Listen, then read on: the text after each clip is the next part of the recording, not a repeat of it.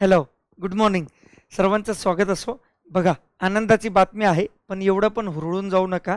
याने एवढा काही इम्पॅक्ट होणार नाही आहे, कारण की अभ्यास तर आपल्याला चालूच ठेवायचा आहे. आजचा असा इश्यू आहे, की एक्झाम आपली पुढं ढकलली जाणार का नाही, असा प्रॉब्लेम होता. खूप दिवसापासून चर्चा चालू होती. मागच्या संडेला पण आपण व्हिडिओ घेतला होता टेलिग्राम लाईव्हवर, ठीक आहे. त्यामध्ये पण खूप जणांचे असे प्रश्न होते, की सर खरंच एक्झाम पुढे जाणार का नाही, आयोग काय डिसिजन घेणार, वयोमर्यादा वाढणार का नाही, खूप जणांचा फॉर्म भरला नव्हता, आता त्याचं काय आहे. तर त्याच्यावर पेपरमध्ये न्यूजमध्ये तर आलेलं आहे. फक्त शिक्कामोर्तब अजून एम पी एस सीकडून ऑफिशियली व्हायचं आहे. तसं एक जी आर तर काढला होता एम पी एस सीने, तो पण आपण शेअर करूया आजच्या व्हिडिओमध्ये. परंतु अजून ऑफिशियली तसं काही आलेलं नाही आहे एम पी एस सीच्या ऑफिशियल वेबसाईटवर, पण ते पण आज किंवा उद्या येऊन जाईल. तर बघा एक्झॅक्टली काय न्यूज आहे. महाराष्ट्र लोकसेवा आयोगाचे कंबाईनची जी एक्झाम आहे, जी 5 जानेवारीला ग्रुप बी आणि 2 फेब्रुवारीला ग्रुप सी 2025चं बोलतोय मी, जी होणार होती, जी 2024ची एक्झाम आहे. तसं पाहिलं तर ऑफिशियली 5 तारखेला 13 दिवस आज बाकी आहे आणि इकडं 41 दिवस ग्रुप सीला. आणि हे तर पूर्व परीक्षेची मुख्य परीक्षा आणि राज्य म्हणजे पूर्व परीक्षा 2024 25ची आणि राज्यसेवा 2024ची मेन्स परीक्षा, एवढे दिवस बाकी आहे. हे ऑफिशियल आहे, पण याच्यात चेंज होणार आहे. त्यामुळे इथं स्पेसिफिकली मेन्शन केलेलं आहे की नवीन तारीख जाहीर होणार आहे. मग आता यामुळे ग्रुप बीच पुढे जाणार का ग्रुप सी पण जाणार, तर दोघंही जाणार ऑफकोर्स, समजूही बात आहे. तर कशा प्रकारे पहिली न्यूज आलेली ते पहिले बघून घेऊया. बघा, लोकसत्ताच्या याच्यामध्ये आलं होतं की एम पी एस सी या परीक्षेसाठी नव्याने अर्जाची संधी, परीक्षेच्या तारखेतही बदल दिलेला आहे. ही न्यूज आहे कालचीच, म्हणजे 22 डिसेंबरची आहे, ठीक आहे.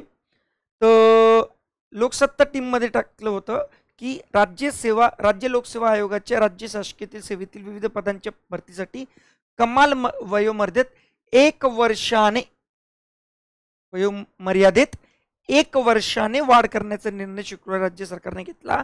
त्यामुळे गट बी ॲज वेल एज गट सी यांना नव्याने अर्ज करता येऊ शकतो. त्यामुळे आता 5 जानेवारीला होणारी आणि 2 फेब्रुवारीला होणारी एक्झाम पुढे ढकलली जाणार आहे, देऊन टाकलेलं आहे. आणि न्यूजपेपरवाल्यांना तर माहीतच असतं, त्यामुळं त्यांनी, आणि असं एकच न्यूजपेपरमध्ये नाही आहे, वेगवेगळ्या न्यूजपेपरमध्ये आहे. ते एम पी एस सीकडून दरवर्षी सर्वाधिक पदे गट ब आणि गट क मध्ये भरली जातात. त्यामुळे येणाऱ्या जाहिरात जवळपास 6 महिन्याचा विलंब झाला. त्यामुळे अनेक उमेदवारांनी वयोमर्यादा ओलांडल्याने त्यांना फटका बसला. अशा उमेदवारांना किमान 2 परीक्षेसाठी ही मर्यादा देत शिथिलता, 2 म्हणजे 24ची एक आणि 25ची एक. तर एक्झॅक्टली काय असणार आहे बघा.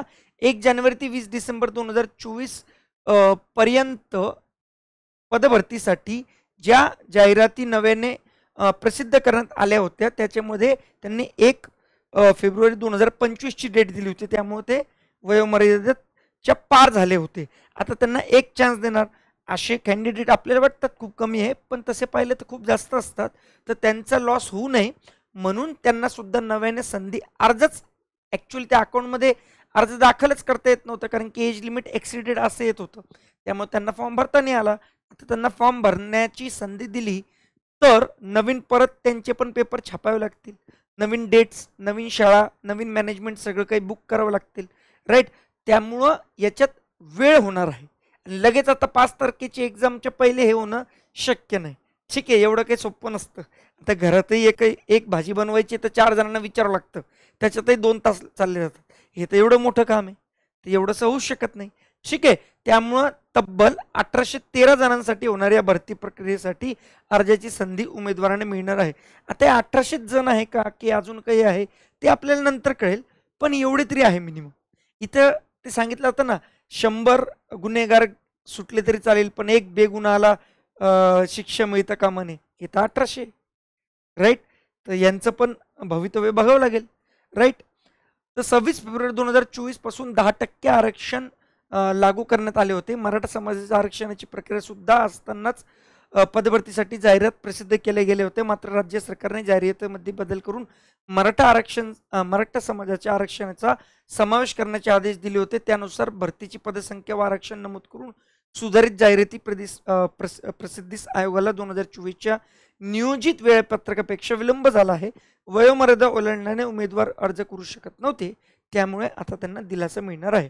अजून एक हिंदुस्तान टाइम्स मराठीचं आहे, याच्यामध्ये पण दिलेलं आहे की MPSC extended maximum age limit, यामुळे 1 वर्षाने वाढ करण्यात येणार आहे. आता ही वाढ फक्त कंबाईनलाच आहे का राज्यसेवेला? अरे राज्यसेवा तर झाली ना ऑलरेडी 1 डिसेंबरला. आता एक्झाम झाल्यावर काही नाही करू शकत, पण ॲटलिस्ट ग्रुप बी ग्रुप सी तर देऊ शकतात.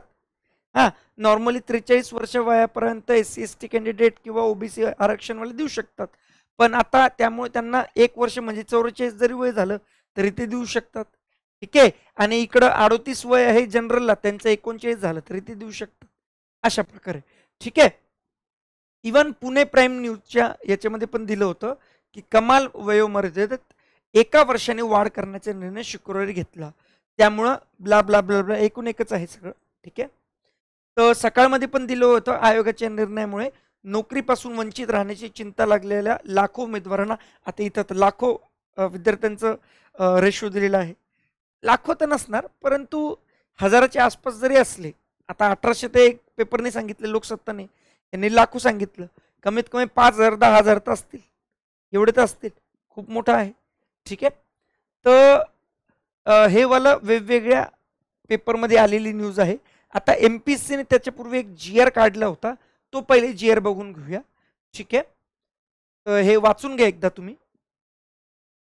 आता हा GR आला होता महाराष्ट्र शासनाचा 20 डिसेंबर 20 तारखेला, म्हणजे न्यूजपेपरमध्ये 22ला आलं, त्याच्या 2 दिवसापूर्वीच GR काढला होता. त्याच्यामध्ये दिलं होतं, जसं बघा 31 डिसेंबर 2023 पर्यंत शासकीय सेवेतील सरळ सेवेने नियुक्ती प्रसिद्ध होण्याकरता कमाल वयोमर्यादेत 2 वर्षाची इतकी शिथिलता देण्यात आली आहे. ठीक आहे. महाराष्ट्र राज्यातील सामाजिक व शैक्षणिक दृष्ट्या म्हणजे OBC आरक्षण नियम 26 फेब्रुवारी 2024च्या अन्वये डायरेक्ट तरतूद देण्यात आली होती. डायरेक्ट वाचतो मी.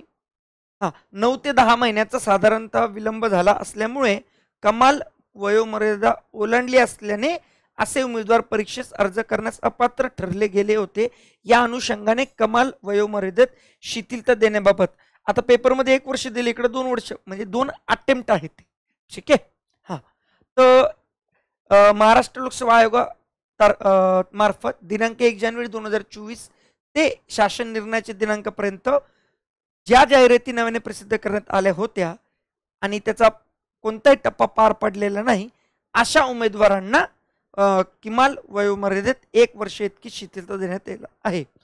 या कारणास्तव संदर्भाधीन दिनांक 25/4/2016 मध्ये विहित केलेल्या कमाल वयोमर्यादेपेक्षा भिन्न कमाल वयोमर्यादा विहित केली आहे. अशा पदासाठी विहित केलेली कमाल वयोमर्यादेत देखील सदर 1 वर्ष इतकी शिथिलता देण्यात येणार आहे, असं हे होतं. ठीक आहे. त्यामुळे टेन्शन घेऊ नका. आता एक्झॅक्टली किती दिवसांनी पुढे जाईल ग्रुप बी आणि ग्रुप सी एका वेळेसच होणार. आता एक वेळेस तर होणार नाही, ते तर ऑलरेडी सांगितलंय की ग्रुप बी ची एक्झाम वेगळी, ग्रुप सी ची एक्झाम वेगळी. त्यामुळं आता कोणती नवीन डेट लागू पडते याच्याबद्दल MPSC आज किंवा उद्यापर्यंत देऊन टाकणार आहे. तर अभ्यास सुरूच ठेवा. जो तुमचा क्रायटेरिया आहे, जो तुमचा प्लॅनिंग आहे, शेड्यूल आहे, त्याप्रमाणेच करा. ऑलरेडी टेलिग्राम लाईव्हवर जी मी मागच्या संडेला सेशन घेतला होता, त्या सेशनची PDF सुद्धा आपल्या टेलिग्रामवर आहे. @संजय पहाडे सर्च करा, भेटून जाईल. त्याच्यामध्ये तुम्हाला दिलेलं आहे की असे कॅन्डिडेट जे राज्यसेवा प्रीमध्ये 1 डिसेंबरला चांगले मार्क पडत आहे, 120+ आहे, तसं कट ऑफ 110च्या वर जाणार नाही, पण 120च्या वर येतं, कन्फर्म मेन्समध्ये बसू शकतात. तर अशा विद्यार्थ्यांनी राज्यसेवा मेन्सचा अभ्यास प्लस येणाऱ्या कंबाईन ग्रुप BCच्या प्रिलिमचा अभ्यास एकत्रितरित्या सिमिलर टॉपिक्स कोणते करावेत त्याच्याबद्दल PDF मी दिली होती. किंवा असे कॅन्डिडेट ज्यांना आता वाटतंय की राज्यसेवा तर होऊ शकत नाही, आता सर्वस्वी फोकर कंबाईनवर करावं लागणार आहे, तर त्यांच्याकरता मग सेपरेटली असे टॉपिक जे फक्त कंबाईन प्रिलिम पुरते आहे असे. तर असं 2-2 3-3 बायफ्रिकेशन मी करून दिले होते. ते एकदा बायफ्रिकेशनची PDF बघून घेणार. ठीक आहे. अजून यावर काही तुम्हाला डाऊट असला तर तुम्ही मला विचारू शकतात. याच व्हिडिओच्या खाली कमेंट बॉक्समध्ये एकदम छोटा व्हिडिओ बनवला आहे फास्ट फॉरवर्डमध्ये, की जेणेकरून तुमच्यापर्यंत लवकर पोहोचावं. जास्त टाइमपास करू नका, अभ्यास तोच करावा लागणार आहे. हे बघा, हे एक्झाम पुढे जाणं मागे जाणं याचं काही संबंध नसतो अभ्यासामध्ये. अभ्यास तर करावाच लागणार आहे. असं आहे का एक्झाम पुढे गेले की तुम्ही पास होणार? नाही, असं नसतं. अभ्यास तर तुम्हाला तसंही करावा लागणार. तर अभ्यास करा, अभ्यासावर फोकस करा, मॅथ्स रिझनिंगला विसरू नका, कारण की सर्वात जास्त वेटेज आहे. विदाऊट मॅथ्स रिझनिंग तुम्ही पासही होणार नाही. मग ती कंबाईनची प्रिलिम असो किंवा मेन्स असो, दोघांमध्ये मॅथ्स रिझनिंगला सर्वात जास्त वेटेज आहे, हे विसरता कामा नाही. चलो भेटूया परत एकदा. जय हिंद, जय महाराष्ट्र.